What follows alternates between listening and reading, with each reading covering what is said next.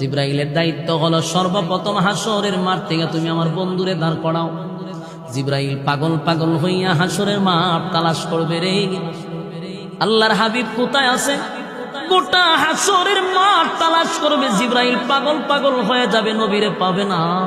যেই জিবরাইল কতবার নবীর রোজায় আসছে, কিন্তু এখন নবীরে পায় না রে। গোটা হাসরের মাঠ তালাশ করে পাগল হয়ে যায়, নবীরে পায় না। দৌড়াইয়া জিবরাইল গিয়া ইসরাফিল রে কয়, এই বেচারা তুই যে ফুদি, এখন তো আমি নবীর রোজা কোথায় আছে তালাশ কইরা পাই না, বইলা দে পয়গম্বর কোথায় আছে। কয় আমারে জিগাও লাভ নেই, মাটিরে জিগাও, কারণ মাটির মধ্যে আছে, মাটি তো কইতে পারে।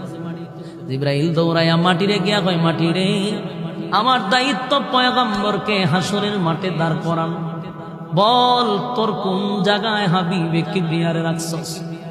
মাটি কয়, জিবরাইল ইসরাফিলে যখন বাঁশি বাজায়া দিছে আমার মধ্যে এমন কম্পন সৃষ্টি হইছে, আমি মাটির মধ্যে মাটি নাই, এমন ওলট পালট হয়ে গেছে, আমি যে আমার মধ্যে নবীরে কোথায় রাখছি আমিও জানি না। কি বুঝলেন? জমিনের মধ্যে এমন জাল জ্বালা শুরু হয়েছিল, মাটি নিজেই কয় আমার মধ্যে আমি নেই, পয়গম্বর কোথায় আছে আমি জানি না। এবার আওয়াজ আসলো, জিবরাইল নেই, গোটা হাসরের মাঠে তালাশ করলে নবীরে পাইবা না। নবীর রওজা যেখানে আছে অবশ্যই সেখানে একটা নূরের আলো জ্বলতেছে, এই আলো দেখা বুঝতে পারবা এখানেই আমার নবী আছে। সুবহান।